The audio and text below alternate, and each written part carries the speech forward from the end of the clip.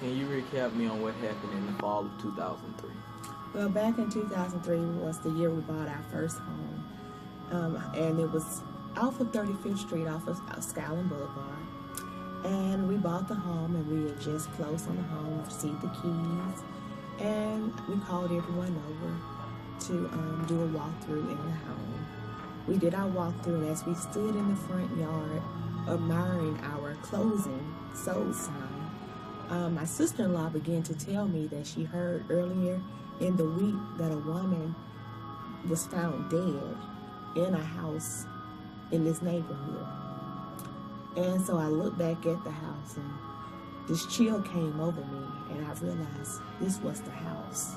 But it was too late to do anything because we already closed on the house. And then now it was our house. So that same night, the realtor was standing in the yard with us, and I asked them, but of course they're not going to tell you anything. So we went from there. And as we began to move our furniture and things in the house, we had an aunt and her daughter to help us move all the furniture in the house. And we had movers, but they helped us to decorate. So as we was decorating, I remember being in one part of the house doing something, and my niece and we was hanging things on the wall. And later on, I went into the room to ask my niece something. She was like, "You've already been in here." And I was like, "No, this is my first time coming in." She said, "Well, somebody was just standing over me talking." And I just like, "Oh." So then she kept telling me how cozy and warm the house was, and how it just put you to sleep. So she, told me about the one. So she told me about the lady standing over her. So I was like, "Oh no." But you're not the first person that told me you felt like someone's presence was here.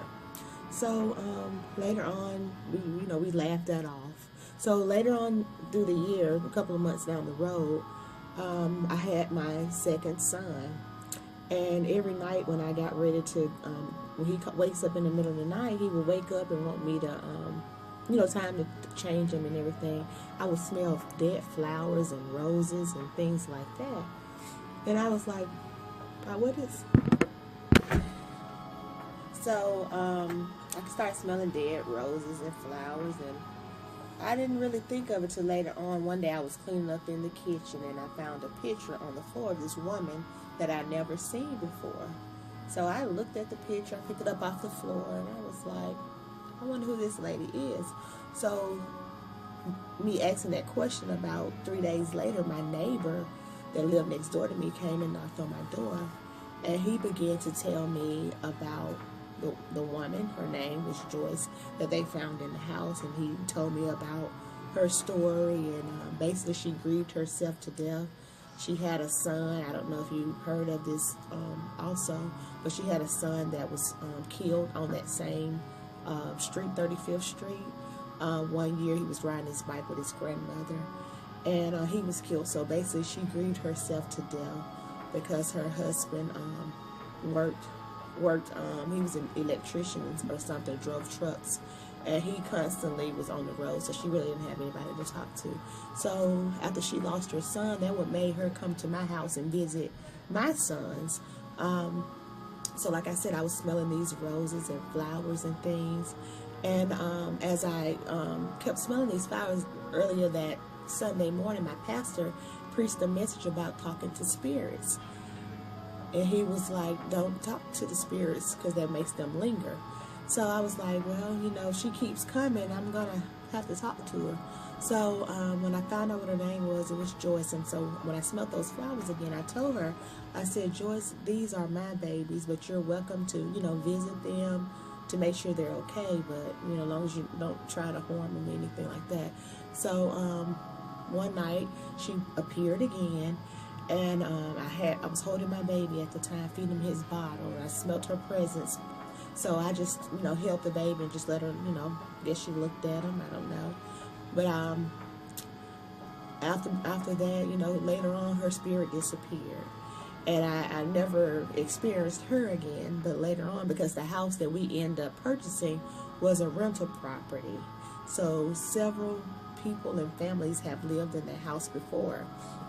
So it will be times we'll be in the house watching TV, and the ceiling fan would be going, and all of a sudden it would stop going or working. The power would blink out, or even as you're sitting in the house, you may smell smoke. Someone smoking a cigarette. And if you come in the evening times home, I would come home on lunch break, and I would, in the summer, I would crack the window just to get a little fresh air in the house. And you can hear people playing in the backyard, swings going. If you sat in the house long enough, you could hear an older woman and an older man having a conversation. So I do believe, spirits are real. And I like to watch Ghost Whispers. And watching that, it makes me just think, I'm like, maybe this really does exist. Some people don't want to cross over. And so their spirit does linger, just to still be in the presence of their family until they find, where they need to be. So,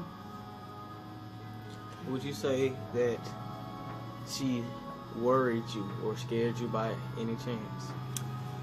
Well, she never did anything to really harm me. I guess to let me know that her presence was there. Like I said, one day I was at home by myself with the kids, and I was in the kitchen, and we had been living in a house for, I know, almost over 6 months when I was cleaning up. And all of a sudden I walk in my kitchen, and by the window there was a picture of this woman in her mid-30s, and I'm like, where did this come from? It wasn't there earlier. So I'm not going to say she scared me, but she made me aware of her presence. Okay, thank you.